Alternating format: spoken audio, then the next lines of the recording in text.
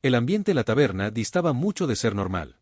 Antiguos miembros de la poderosa familia Freya, antaño temida como la élite absoluta de Horario, ahora trabajaban como empleados improvisados, sirviendo platos y atendiendo mesas bajo las órdenes directas de Mia, la dueña del bar. El cambio fue tan drástico que muchos aún intentaban comprender cómo había sido posible esta situación.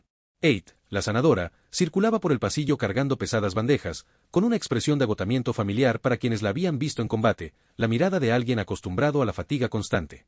A su lado, Hogni, un elfo oscuro visiblemente fuera de lugar en ese ambiente ruidoso, mostraba incomodidad mientras intentaba ayudar.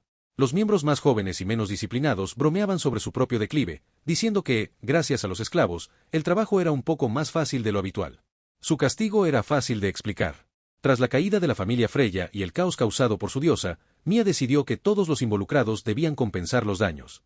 No solo por responsabilidad moral, sino para reparar las heridas, tanto físicas como emocionales, dejadas atrás. Así, guerreros de primera clase, antaño respetados e intocables, ahora atendían a los clientes con atuendos improvisados. Los hombres permanecían con su ropa de combate por falta de uniformes, mientras que las mujeres debían llevar el tradicional uniforme verde del bar, normalmente usado por los empleados fijos. Las reacciones de los clientes iban desde la sorpresa hasta la emoción. A muchos les resultaba curioso ver a figuras legendarias trabajando como camareros, y algunos incluso intentaron aprovechar la oportunidad para coquetear. Sin embargo, todos sabían que cruzar ciertos límites era pedir ser derribado en el acto, y había fuerza de sobra para garantizarlo. Entre los clientes, quienes intentaban actuar con naturalidad pronto se dieron cuenta de la dificultad. Fingir normalidad ante tantas expresiones hostiles y miradas amenazantes requería esfuerzo. Fue en ese mismo ambiente donde apareció Horn, su presencia provocó un escalofrío inmediato. Con una larga cabellera gris plateada que le cubría parte del rostro, vestía el uniforme de la taberna, muy diferente del atuendo sombrío que solía llevar. La combinación hacía su apariencia aún más impactante, aunque mostraba una extrema incomodidad. Horn había sido perdonada por su traición gracias a la decisión de su amo, pero eso no la eximía de afrontar las consecuencias directamente a manos de sus antiguos compañeros. Eight, por ejemplo, nunca perdía oportunidad para recordarle su posición, cortándole la falda para avergonzarla aún más, un castigo simbólico, pero cruel. La joven bruja, visiblemente conmocionada, mantenía los ojos llenos de lágrimas mientras intentaba ocultar su humillación.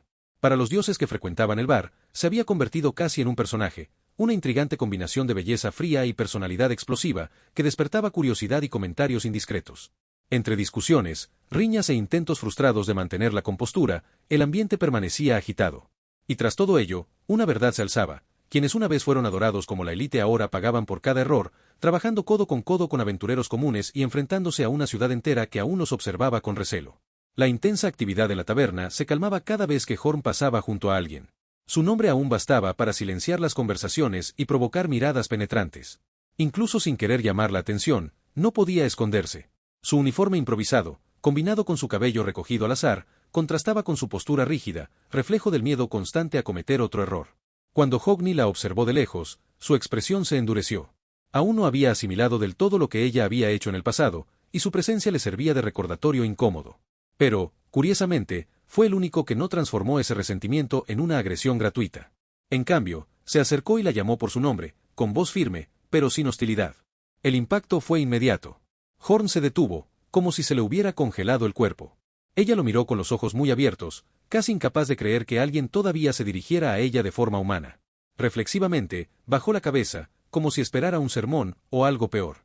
Hogni, sin embargo, simplemente continuó. Eight ya no necesita cortarse la ropa. Ya entendió el mensaje.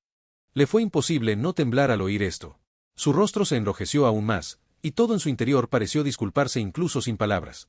Antes de que pudiera reaccionar, una sombra familiar apareció junto a ellos, Otar.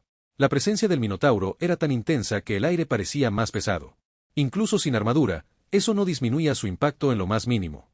No estaba allí como el antiguo capitán de la familia Freya, estaba allí como alguien con suficiente culpa como para derribar cualquier muro. Al ver a Horn acurrucado, su mirada se nubló, casi triste. Reconozco los errores que todos cometimos, dijo con voz ronca y profunda, pero no dejen que el arrepentimiento los destruya. Aún podemos limpiar el nombre que llevamos. Es un deber, y una promesa. Horn casi retrocedió, incapaz de soportar esa carga emocional.